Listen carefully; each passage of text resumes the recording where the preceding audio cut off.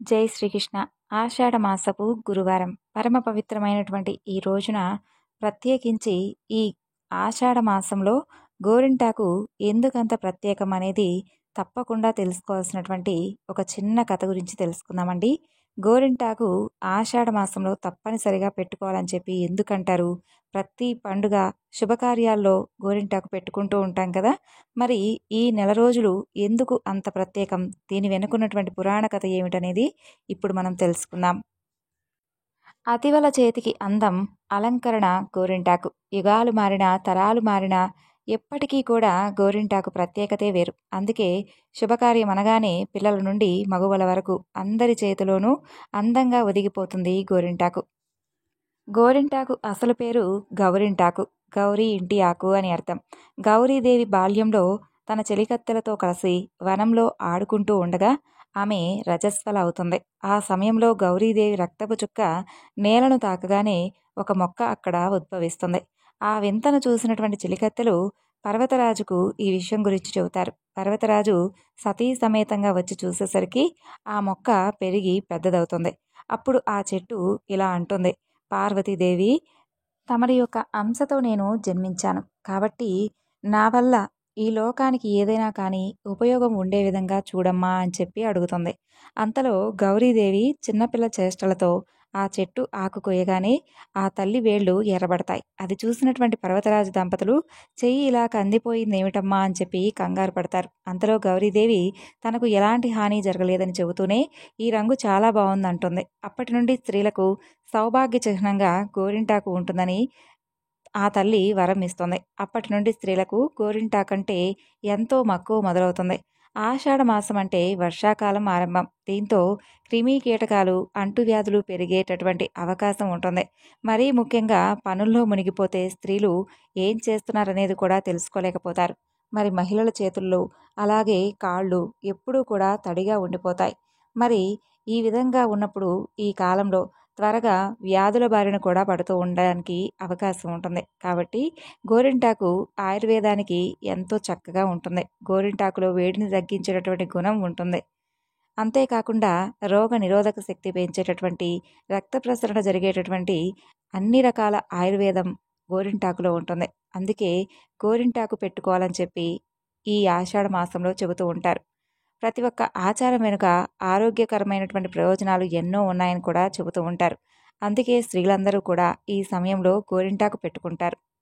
మరి పరమ పవిత్రమైనటువంటి ఈ యొక్క ఆషాఢ మాసపు గురువారం రోజున దత్తాత్రేయ స్వామి వారి యొక్క కథ గురించి తెలుసుకుందాం. పూర్వం మహురపురం అనే గ్రామంలో గోపీనాథుడు అనే ఒక సద్బ్రాహ్మణుడు ఉండేవాడు. అతనికి ఎంతో మంది పిల్లలు పుట్టి చనిపోతూ ఉండేవారు. ఆ దుఃఖం భరించలేక ఆ గోపీనాథుడు దంపతులు దత్తాత్రేయ స్వామి వారిని నిష్ఠగా పూజిస్తూ ఉండేవారు. స్వామి అనుగ్రహం వలన కొంతకాలానికి వారికి ఒక చక్కని మగబిడ్డ కలుగుతాడు. అతనికి దత్తాత్రేయుడని పేరు పెట్టుకుంటారు. అల్లారు ముద్దుగా పెరిగినటువంటి ఆ పిల్లవాడికి 5వ ఏటనే ఉపనయనం చేస్తారు. 12వ సంవత్సరంలో రూపవతి సుగుణాల రాశి అయినటువంటి సావిత్రి అనే కన్యతో వివాహం చేస్తారు. ఆ దంపతులు సుగుణాల్లోనూ సౌందర్యంలోనూ సమానులైనటువంటి రతి మన్మధులవనే సుఖిస్తూ ధర్మతత్పరులై పరస్పర ప్రేమానురాగాలతో ఉత్తమ గృహస్థ జీవితాన్ని గడుపుతూ ఉండేవారు. అయితే అలా ఉండగా విధివశాత్తు 16వ సంవత్సరంలోనే అతనికి తీవ్రంగా జబ్బు చేస్తుంది దత్తాత్రేయుడికి. ఎన్ని చికిత్సలు చేయించినా అతనికి తగ్గలేదు. అతనికి అన్నద్వేషం కలిగినప్పటి నుండి ద్రవాహారమే తీసుకుంటూ ఉన్నందువల్ల నిత్యోపవాసిగా ఉంటూ ఉండేవాడు. అలా 3 సంవత్సరాలు గడిచేసరికి అది క్షయవ్యాధిగా పరిణమిస్తుంది. అతని భార్య కూడా అతను తినగా మిగిలినటువంటి అన్నం మాత్రమే తింటూ నిరంతరం అతని సేవలో గడుపుతూ ఉండేది. అతను కృషించిన కొద్దీ ఆ పతివ్రత కూడా బాగా ఎక్కువగా కృషించిపోతూ ఉండేది. భర్త రోగంతో బాధపడుతున్నటువంటి కారణంగా ఆమె కూడా అతని వలె అలంకారం కూడా చేసుకోకుండా పాత చీర ధరించేది. జుట్టు తూవుకోకపోయేసరికి ఆమె జుట్టు జడలు కట్టింది. చిక్కి శల్యమైనటువంటి ఆమెను అత్తమామలు ఎంత వారించినా వినకుండా భర్తే ప్రత్యక్ష దైవం అని చెప్పి నమ్మి ఆయన్నే సేవిస్తూ ఉండేది. తనకున్నటువంటి సిరి సంపదలు వెచ్చించి ఆమె దైవజ్ఞుడు చెప్పినటువంటి వ్రతాలను, శాంతులను, పూజలను ఎన్నెన్నో చేయించింది. ఎందరెందరో వైద్యులు వచ్చిచ్చినటువంటి మందులను ఎన్నో వాడింది. అలా 3 సంవత్సరాలు గడుస్తాయి. కానీ దత్తుడి పరిస్థితి కించిత్తైనా మెరుగవపోయేసరికి అందరూ కూడా ఇక ఆశలు విడుస్తారు. అతని తల్లిదండ్రులైతే ఎంతో దుఃఖించి దత్తాత్రేయ స్వామిని ఇలా మొరపెట్టుకుంటారు. స్వామి దత్తాత్రేయ, నిన్ను సేవించి ఈ కొడుకును పొందాం కదా, మేము వెనుకటి దుఃఖమంతా కూడా మర్చిపోయాం కదా స్వామి. మరి ఇప్పుడు ఇతన్ని కూడా నువ్వు మాకు దక్కించకుంటే మేమింక ఏం చూసుకొని బ్రతకాలయ్యా? వారు అలా దుఃఖిస్తూ ఉంటే దత్తుడు వారిని ఊరడిస్తూ, అమ్మా, మనకెంత రుణానుబంధం ఉంటుందో అంతవరకు మాత్రమే ప్రాప్తం ఉంటుంది, కానీ అంతకు మించి ఆశ పెట్టుకుంటే దక్కేదేముంటుంది చెప్పు. కాబట్టి మీరు నా కోసం బాధపడవద్దమ్మా అని చెప్తూ ఉండేవాడు. ఆ మాటలు వినగానే వారికి దుఃఖం మరింతగా ఎక్కువగా వచ్చేది.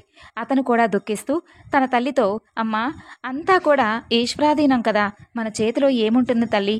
నీవు నాకు ఒక్క గడియ సేపు పాలిచ్చినటువంటి రుణమైనా ఇంతవరకు నేను తీర్చుకోలేకపోయానమ్మా. నేను నీకు అన్ని కష్టాలే పెట్టాను, మిమ్మల్ని కొంచెమైనా కూడా సుఖపెట్టలేకపోయానంటూ ఉండేవాడు. ఇక దత్తుడైతే తన భార్యతో, ఓ ప్రేయసి, నాకిక కాలం తీరిపోబోతుంది. నీవు నాకు చేసినటువంటి సేవకు, నా కోసం నువ్వు పడినటువంటి కష్టాలకు అంతే లేదు. గత జన్మలో నీకేమైనా నేను పరమశత్రువును కాబోలు నేను ఇలా బాధిస్తూ ఉన్నాను.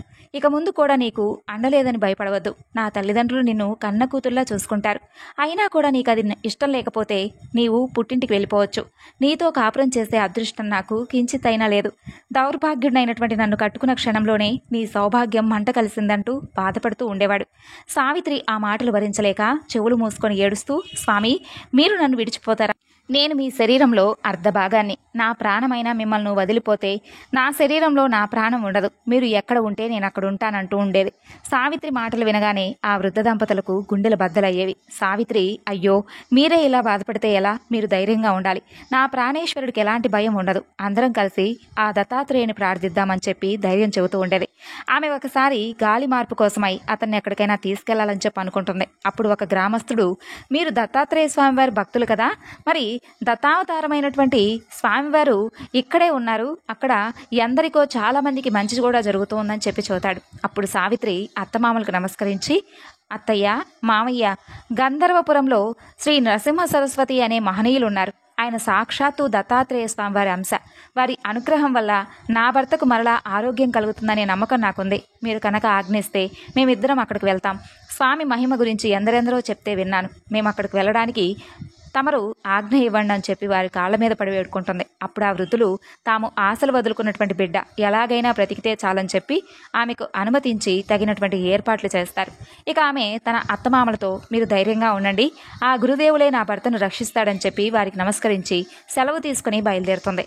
ఆ యువతి యొక్క ధైర్యానికి ఆ వృద్ధ దంపతులు అబ్బురపడి, అమ్మాయి, దత్తాత్రేయ స్వామివారి అనుగ్రహం వల్ల మా అబ్బాయి చిరంజీవి అవగాక, సౌభాగ్యవతి భవ అంటూ హృదయపూర్వకంగా ఆశీర్వదించి ఆమెకు వీడ్కోలు చెబుతారు.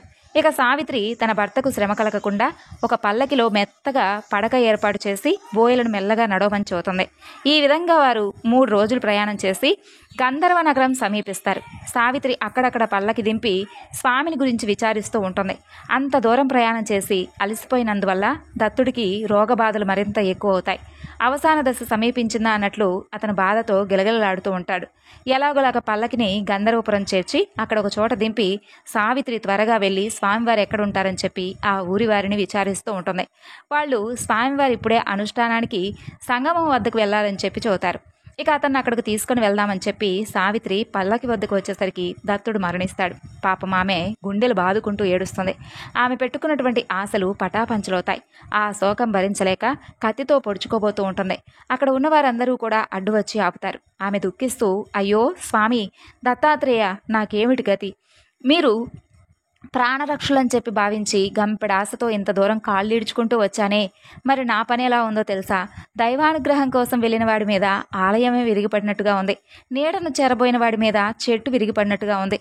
స్వామి, నాకిక ఏం చేయాలో అర్థం కావడం లేదు. తెలియకనే నేను నా భర్తను చంపిన దాన్ని అయ్యాను. వృద్ధులైనటువంటి అత్తమామలకు ఒక్కగానొక్కడైనటువంటి వారి బిడ్డను దూరం చేసి దేశం కాని దేశంలో దిక్కులేని చావు చచ్చేలా చేస్తానని చెప్పి హృదయరకంగా ఏడుస్తూ ఉంటుంది. అప్పుడు అక్కడ చేరిన వారిలో కొంతమంది, అమ్మాయి, నువ్వు ఇలా బాధపడుతూ ఉండడం వల్ల లాభం ఏమిటి? విధిలిఖితం విష్ణువైనా విడిచిపెడుతుందా అని చెప్పి ఈ విధంగా చూతారు. కానీ వయసులో చిన్నదైనటువంటి ఆమెకు అతని సహచర్యంలో మధురమైనటువంటి స్మృతులన్నీ కూడా గుర్తుకొచ్చి హృదయాన్ని కలిచివేస్తూ ఉంటాయి. అప్పుడు ఆమె దీనాతి దీనంగా వారితో ఇలా అంటుంది: అయ్యలారా, అమ్మలారా, ఇప్పుడు నేను ఎక్కడికి వెళ్ళాలి? ఎవరి అండన ఉండాలి? నా ప్రాణనాథుడు మరణించాక నేనెలా బ్రతకాలి? నా భర్త వంటి సుగుణ సంపన్నుడి ఈ లోకంలో ఎవరూ ఉండరు. చిన్నప్పుడు గౌరీ వ్రతం చేశాను, వివాహం అయ్యాక భవానీ పూజలు చేశాను, అఖండ సౌభాగ్య వ్రతం అని ఎంతో శ్రద్ధగా చేశాను. ఆ పుణ్యం అంతా కూడా ఏమైపోయింది?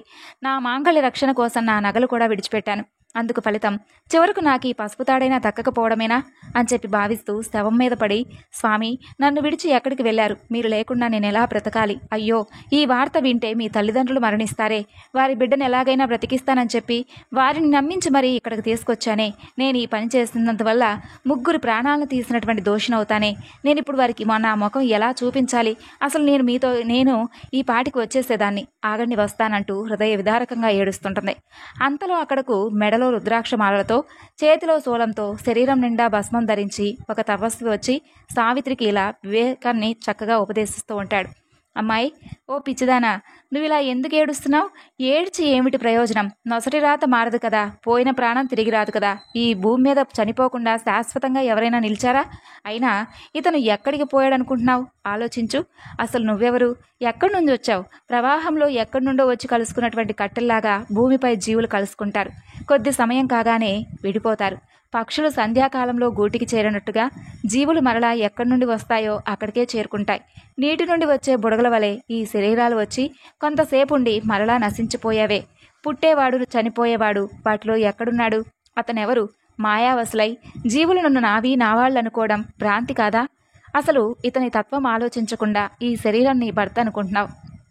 కాబట్టి నువ్వేమి పెద్దగా బాధపడనవసరం లేదని చెప్పి ఆమెకు అన్ని రకాలుగా చెబుతూ అనేక విధాలుగా ఆమెతో చెప్తూ ఉంటాడు. ఆ మాటలు విన్నటువంటి సావిత్రి కొంచెం తమాయించుకొని ఆ ముని పాదాలకు నమస్కరించి, స్వామి, నాకెలాగైనా తరుణోపాయం చెప్పండి. మీరు చెప్పినట్లే చేస్తాను. దయాసాగరా, నాకిప్పుడు ప్రస్తుతం మీరే తల్లి, తండ్రి. నేను ఈ సంసారం నుండి తరించే మార్గాన్ని తప్పకుండా ఉపదేశించండి, పాటిస్తానంటూ వేడుకుంటుంది. అప్పుడు ఆ సిద్ధయోగి ఇలా చెప్తాడు: సాధ్వి, స్త్రీలు ఆచరించాల్సినటువంటి ధర్మం చెబుతాను విను. పూర్వం కాశీలో అగస్త్య మహర్షి, ఆయన భార్య అయినటువంటి లోపాముద్ర నివసిస్తూ ఉండేవారు. ఆ మహర్షి తపస్సుకు, ఆమె పాతివ్రత్యానికి మెచ్చి వింధ్యాచలుడు వారికి గొడుగు వలె నిలిచి ఉండేవాడు.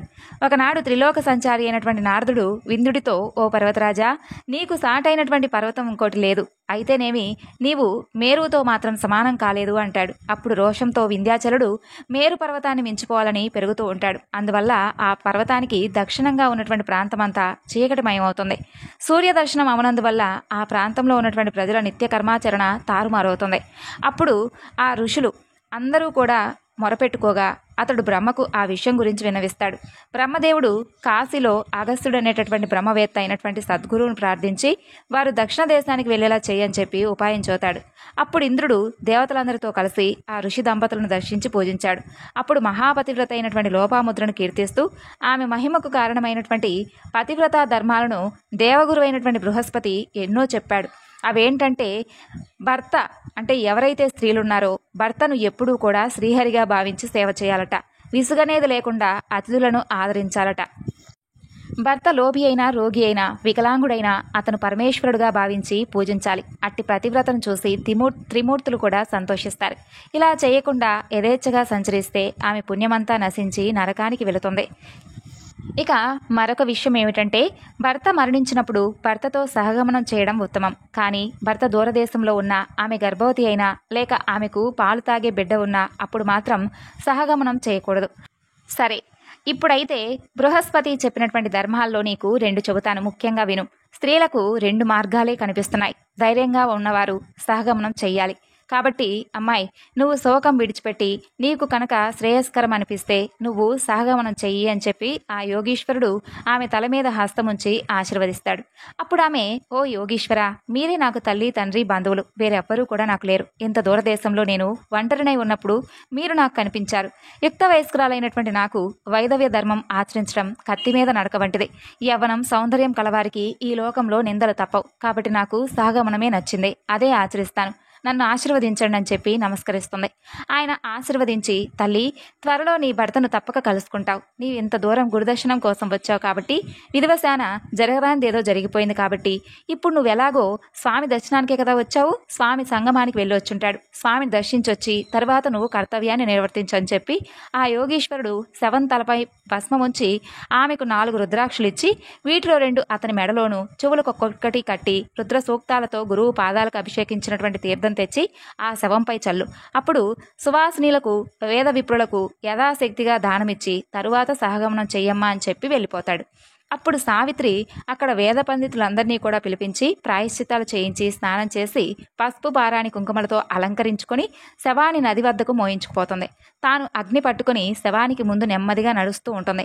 మహా సౌందర్యవతి అయినటువంటి ఆమె అంత చిన్న వయసులో మహాలక్ష్మిలా అలంకరించుకొని సహగమనం చేసుకోవడానికి వెళ్తుందని చెప్పి తెలిసి గ్రామంలో ఉన్న స్త్రీలు, పురుషులు ఆమెను చూడటానికి వేల మంది వస్తారు. వారిలో కొందరు ఆమెను చూసి, అయ్యయ్యో, ఏ సుఖం ఎరగని చిన్న వయసులో ఒక్క బిడ్డైనా కలగకముందే చావంటే కించిత్ కూడా భయం లేకుండా ఈ అమ్మాయి ఎంత ధైర్యంగా వెళ్తుంది అని చెప్పి ముక్కున వేలేసుకుంటారు. కొందరైతే ఆమె దగ్గరికి వెళ్ళి, ఏమమ్మా, ఎందుకమ్మా వృధాగా ప్రాణాలు తీసుకుంటావు, పుట్టింటికి వెళ్ళి అక్కడ జీవించకూడదు అంటారు. ఆమె వారెవ్వరికీ కూడా సమాధానం చెప్పకుండా దృఢమైనటువంటి నిశ్చయంతో ముందుకు వెళ్తూ ఉంటుంది. మరి కొంతమంది, ఆహా, ఈమె ధర్మవేత్త అయినటువంటి మహాపతివ్రత కాబట్టే ధర్మం తప్పకుండా నడుచుకుంటుంది, స్త్రీలందరికీ కూడా ఈమె మార్గదర్శకురాలని చెప్పి కీర్తిస్తారు. చివరకు అలాగే అందరూ కూడా నది ఒడ్డుకు చేరుకుని శవాన్ని దించి చితిపేరుస్తారు. అప్పుడు సావిత్రి అక్కడకు చేరినటువంటి సువాసినులందరికీ కూడా వాయినాలు, బ్రాహ్మణులకు దక్షిణలు సమర్పించి ఉత్సాహంతో అందరితో ఇలా చెప్తుంది, తల్లులారా, విప్రోత్తములారా, ఇదే మీ అందరి వద్ద సెలవు తీసుకుంటున్నాను. నాకు దీపావళి పండుగ వచ్చింది. మా పుట్టింటి నుండి పిలుపు వచ్చింది. నా కన్న తల్లి గౌరీదేవి వద్దకు వెళ్తున్నాను. అక్కడ మా వాళ్ళందరితో కలిసి పార్వతీ పరమేశ్వరులను పూజించుకుంటూ ఉంటానని చెబుతుంది. తర్వాత తనకు తోడుగా వచ్చిన వారితో ఇలా చెబుతుంది, మీరు బాధపడవద్దు, ఇంటికి వెళ్ళండి. మా అత్తమామలకు మాత్రం వెంటనే ఈ దుర్వార్త చెప్పొద్దు. చెబితే ఆ వృద్ధుల ప్రాణాలు పోతాయి. వారిని చంపినటువంటి పాపం మీకు చుట్టుకుంటుంది. కాబట్టి మేము స్వామి సన్నిధిలో ఆనందంగా ఉన్నామని చెప్పి వారికి చెప్పండి. అప్పుడు ఆమె యోగీశ్వరుడు చెప్పినట్లుగా శవానికి రుద్రాక్షలు అలంకరించి అక్కడ విప్రులతో, అయ్యలారా, నేను ఒక్కసారి స్వామివారి కోసం వచ్చాను కాబట్టి, స్వామి దర్శనం కోసం వచ్చాను కాబట్టి, స్వామిని దర్శించుకొని వచ్చి తర్వాత సహగమనం చేయడం నా ధర్మం అని చెప్పి అనిపిస్తుందని చెప్పి నేను వెళ్ళిరానా అంటుంది. అప్పుడు ఆ బ్రాహ్మణులు, వెళ్ళిరామ్మా అంటారు. సూర్యాస్తమయానికి ముందే అగ్ని సంస్కారం జరిగేలా మాత్రం చూసుకొని చదువుతారు. అందుకు ఆమె అంగీకరించి స్వామి దర్శనానికి వెళ్తుంది.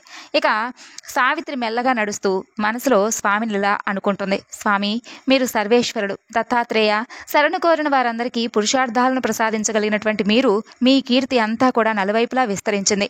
మరి త్రిగుణాలను ధరించి సృష్టి, స్థితి, లయాలను చేసేటటువంటి త్రిమూర్తి స్వరూపం కదా మీరు. మీ వల్ల కానిదంటూ ఉంటుందా? కర్మసూత్రాన్ని అమలుపరిచి దండించదగిన వారిని దండించే కర్మఫల ప్రదాతలు కదా మీరు. మీరు భక్తుల పాలిట కల్పవృక్షం. నా భర్తను బ్రతికించుకోవాలని, సంతానం పొందాలని ఎంతో సంతోషంతో ఇంత దూరం నడిచి మీకోసం వచ్చాను. నేనేం పాపం చేస్తానో తెలియదు కానీ స్వామి, అందరికీ అబ్బినటువంటి సౌభాగ్యం సంతానం నాకు అస్సలు కరువు అవడమే కాకుండా ఇంతటి దుస్థితి నాకు కలిగించింది. మీ మీద నేను ఎంత ఆశ పెట్టుకున్నానో వచ్చినందుకు నాకు బాగా జరిగింది. మిమ్మల్ని ఆశ్రయించిన వారికి మీరు ప్రసాదించేదేమిటో బాగా తెలిపారు. ఈ లోకంలో వ్యాపించినటువంటి మీ కీర్తి పరలోకానికి కూడా నేను తప్పక తీసుకెళ్తానని చెప్పి బోరున ఏడుస్తుంది. అలా అనుకుంటూ స్వామి సన్నిధికి చేరుకుంటుంది. స్వామి కనిపించగానే ఆమె హృదయంలో అపారమైనటువంటి భక్తి పెళ్ళుబుకి అక్కడి నుండే సాష్టాంగ నమస్కారం చేస్తుంది. స్వామి నిత్యము కూడా సంతోషంగా ఉంటాడు కాబట్టి అంతే చిరునవ్వుతో ఆమెను చూసి నిత్య సౌభాగ్యవతి భవ అంటూ ఆశీర్వదిస్తాడు. వెంటనే అక్కడ ఉన్నటువంటి కొంతమంది తమలో తాము నవ్వుకుంటారు. అతనిలో ఒకరు సాహసించి, స్వామి, ఈమె భర్త ఇప్పుడే చనిపోయాడు, అతని శవం ఇంకా శ్మశానంలో ఉంది, మీ వద్ద సెలవు తీసుకుని ఈమె కూడా సహగమనం చేయాలని చెప్పి అనుకుంటుంది. మరి ఈమె సౌభాగ్యవతి ఎలా అవుతుంది అంటాడు. అది విన్నటువంటి స్వామి, అలాగా, ఎప్పుడు ప్రాణం పోయింది? ఏమైనా సరే ఈమె సౌభాగ్యం స్థిరమవుతుందయ్యా. ఈమె భర్త ఎలా చనిపోయాడు మేము కూడా చూస్తాం. అగ్ని సంస్కారం ముందు నిలిపేసి ఆ శవాన్ని తీసుకురండి. మా వాక్కు ఎప్పటికీ వ్యర్థం కాదు అంటాడు. అందరూ ఆశ్చర్యపోయి ఎంతో ఆసక్తితో ఆ శవాన్ని తీసుకురావడానికి వెళ్తారు. అంతలో కొంతమంది బ్రాహ్మణోత్తములు వచ్చి గురువు పాదాలకు రుద్రాభిషేకం చేస్తారు. అంతలో ఆ శవాన్ని అక్కడికి తీసుకొస్తారు. వెంటనే స్వామివారు తమ పాదోదకం తీసి ఆ శవంపై చల్లి అమృత దృష్టితో అదేకంగా శవం కేసి చూస్తాడు. అందరూ చూస్తూ ఉండగానే శవంలో కదలిక ప్రారంభమై దత్తుడు లేచి కూర్చుంటాడు. అతను సావిత్రితో, ప్రేయసి, నువ్వు నన్ను ఎక్కడికి తీసుకొచ్చావు? ఈ యతీశ్వరుడెవరు? నాకింత గాఢంగా నిద్ర పడితే నన్ను లేపలేదే అంటాడు. అప్పుడు సావిత్రి ఆనంద బాష్పాలు రాలుస్తూ జరిగిందంతా చెప్పి, మన పాలిట పరమేశ్వరుడు, ప్రాణదాత స్వామి దత్తాత్రేయ అంశ అని చెబుతుంది. అప్పుడు ఆ దంపతులు ఆయనకి సాష్టాంగపడి ఆనంద బాష్పాలతో ఆయన పాదాలు అభిషేకిస్తారు. పరాత్పర, జగద్గురు, కృపాసాగర, శరణ్యమూర్తి, ఆశ్రిత పాలిట కల్పవృక్షమ, దత్తాత్రేయ, శ్రీహరి, సచిదానంద స్వరూపులైనటువంటి మీలేల ఈ జగమంతా కూడా మీ కీర్తి దిగంతాలకు వ్యాపించేలా చేశారు కదా స్వామి. ఎన్నో పాపాలు చేసుకొని పుట్టినటువంటి మాకు, దుఃఖాల్లో పడినటువంటి మాకు, సర్వజీవరక్షకులైనటువంటి మిమ్మల్ని మేము మర్చిపోయాం. మీరు మాకు దిక్కు అంటూ స్వామిని స్తుతిస్తారు. ఇక ఆ తరువాత అందరిలో కూడా ఒక ధూర్తుడు స్వామి ముందుకొచ్చి, అయ్యా నాకు సందేహం ఉంది, మరి నొసటి వ్రాత తప్పించడం ఎవరి తరం కాదని చెప్పి వేదశాస్త్రాలు చెప్తున్నాయి కదా, బ్రహ్మరాత నిజమే అయితే ఈ చనిపోయిన వాడు తిరిగి ఎలా బ్రతికాడు అంటాడు. అప్పుడు స్వామి నవ్వుతూ, బ్రహ్మ అనుమతితో మేము వచ్చే జన్మలో అతని జీవితకాలం నుండి 30 సంవత్సరాలు ఈ జన్మకు మార్చాం, అంతే. విధివ్రాత అనేది వాస్తవం అని చెప్పి అతనికి దివ్య దృష్టిని ప్రసాదించి సత్యాన్ని దర్శింపచేస్తాడు. ఆ బ్రాహ్మణుడు ఆశ్చర్యపోతాడు. అందరూ ఆశ్చర్యంతో వారి ఇళ్లకు వెళ్ళిపోతారు. నాటి నుండి స్వామివారి కీర్తి మరింత ఎక్కువగా వ్యాపిస్తుంది. సావిత్రి, దత్తాత్రేయులు సంగమంలో స్నానం చేసి స్వామిని పూజించి వేద విప్రులకు భారీ ఎత్తున దక్షిణలు ఇచ్చి పంపిస్తారు. తరువాత సూర్యుడు అస్తమిస్తాడు. ఆ దంపతులను తీసుకొని స్వామివారు తమ మఠానికి చేరుకుంటారు. ఇక ఆ తరువాత దత్తుడు, సావిత్రి ఆ రోజు అక్కడే నిద్ర చేసి మరుసటి రోజు తెల్లవారుజామునే స్నానం చేసుకుని స్వామివారిని దర్శిస్తారు. అప్పుడు సావిత్రి నమస్కరించి స్వామితో ఇలా అంటుంది, స్వామి, నిన్న నేను శోకిస్తూ ఉన్నప్పుడు ఒక యోగీశ్వరుడు వచ్చి నాకు ధర్మము అలాగే రుద్రాక్షలు, విభూది ప్రసాదించారు. అసలు ఆయన ఎవరు? ఆయన చెప్పినట్లు చేయబట్టే మాకింత మహద్భాగ్యం కలిగింది. మరలా వారి దర్శనం ఎప్పుడు కలుగుతుంది అంటుంది. స్వామివారు చిరునవ్వులు చిందిస్తూ, అమ్మాయి, నీ పతిభక్తిని చూడదలసి మేమే మారు రూపంలో మీ వద్దకు వచ్చాం. మీకు రుద్రాక్ష మహిమను తెలియజేయడానికి వాటిని ప్రసాదించాం. వాటి మహత్యం వల్లే నీకు ఇలాంటి అభయం లభించింది. మీరు మాకు ఆప్తులు కాబట్టే వాటి మహత్యం గురించి నీకు తెలియాలనే ఈ విధంగా చేశాను. అలాగే నీకు నేను మరింత ఎక్కువగా పరీక్ష కూడా పెట్టాను. అదే సహగమనం చేస్తావా లేదా అని నిన్ను పరీక్షించాను. నువ్వు అప్పటికి సతీ సహగమనం చేయడానికి నిశ్చయించుకున్నావు. నిన్ను, నీ పతిభక్తిని చూసి నాకు ఎంతో సంతోషం వేసింది అని స్వామి చెబుతాడు. ఇక సావిత్రి స్వామి పాదాలకు మొక్కి, స్వామి, నిరంతరం మీ పాదాలను స్మరించేందుకు సాధనంగా నాకేదైనా మంత్రం ఉపదేశించండి అని చెప్పి వేడుకుంటుంది. అప్పుడు స్వామివారు, అమ్మా, స్త్రీలకు భర్తను సేవించడం కంటే మోక్షానికి మరొక మార్గం లేదు. స్త్రీలకు మంత్రోపదేశం చేయకూడదు కాబట్టి నేను నీకు చేయకూడదని చెప్పి చెబుతాడు స్వామివారు. ఇక సావిత్రి, సరే స్వామి, కనీసం ఏదైనా కానీ వ్రతం ఉంటే చెబుతారా, ఆ వ్రతాన్ని చేసుకుంటాను అని చెప్పి అంటుంది. అప్పుడు స్వామివారు, తప్పక చెబుతాను. అది సోమవార వ్రతం. స్వామి, మీ పాదసేవకు మించినటువంటి వ్రతం ఏముంటుంది? అయినా కానీ నేనేదో వెరిదాని కాబట్టి అడిగాను అంటుంది. అయినప్పటికీ స్వామివారు, సరే, నేను నువ్వు అడిగావు కాబట్టి చెప్పడం లేదు. నువ్వు అడగకముందే ఈ వ్రతం గురించి చెబుతున్నాను. ఈ వ్రత మహత్యం ఎంతో గొప్పది అని చెబుతాడు. ఇక అప్పుడు సావిత్రి, మీ ఆదేశమే నాకు వేదవాక్కు. మీకు నచ్చినటువంటి వ్రతం గురించి సెలవివ్వండి అని చెబుతుంది. అప్పుడు స్వామివారు, అందరూ కూడా ఆచరించుకోవడానికి అనువైనది ఉత్తమమైనటువంటి సోమవార వ్రతం. దాని వెనుక సూత మహర్షి శౌనకాది మునులకు ఎంతో చక్కగా ఉపదేశించాడు. సోమవారం నాడు రాత్రి మాత్రమే భోజనం చేస్తూ ఇంద్రియ నిగ్రహంతో ఉండాలి. ఈ వ్రత మహిమ తెలిపేటటువంటి చక్కని ఇతిహాసం కూడా ఉందని చెప్పి స్వామి చెబుతాడు. సోమవారం వ్రతకథ గురించి మనం మరొక వీడియోలో తెలుసుకుందామండి. ఈ విధంగా స్వామివారు సోమవారం వ్రతకథ గురించి సావిత్రికి చెప్పగా, సావిత్రి అలాగే దత్తుడు స్వామికి నమస్కరించి, పరమ పవిత్రము శ్రేయోదాయకమైనటువంటి ఈ వ్రతకథ విన్నందుకు మాకు చాలా సంతోషంగా ఉంది. మీ పాదసేవ మాకు ఎంతో గొప్ప పుణ్యం. త్రిమూర్తి స్వరూపమైనటువంటి మీ పాదస్పర్శలో మాలో నిరంతరం ఎప్పుడూ కూడా ఈ విధంగానే మాలో భక్తి ఉండేలా దీవించండి స్వామి. ఇక మాకు వేరొక వ్రతం అవసరం లేదు అంటారు. అప్పుడు స్వామి, ఇది మా ఆజ్ఞ. ఈ వ్రతం చేస్తే కానీ మీ సేవ మాకు అందదు కాబట్టి ఈ వ్రతం చేసుకోండి అని చెప్పి వారిని ఆశీర్వదించి పంపిస్తాడు. అంతలో తమ పుత్రుడు ఆరోగ్యంతో సుఖంగా గురు సన్నిధిలో ఉన్నాడని చెప్పి తెలుసుకొని గోపీనాథుడు, అతని భార్య వాళ్ళని చూడటానికి అక్కడికి వస్తారు. స్వామివారిని దర్శించుకొని జరిగిందంతా తెలుసుకొని 1000 మంది బ్రాహ్మణులకు సమారాధన చేసి కొడుకు కోడలను తీసుకొని స్వస్థానం చేరుకుంటారు. ఇక సావిత్రి, దత్తాత్రేయులు స్వామి చెప్పినటువంటి ఆ సోమవార వ్రతాన్ని ఆచరించి కాలాంతరంలో పూర్ణాయులైనటువంటి కొడుకులను చక్కగా కంటారు. చనిపోయినటువంటి ఒక వ్యక్తిని తిరిగి బ్రతికించి స్వామి ఒక విధవరాలికి తిరిగి సౌభాగ్యాన్ని ప్రసాదించాడనేటటువంటి వార్త నలుదిక్కులకు ప్రాకిపోతుంది. మరి తెలుసుకున్నారు కదండి.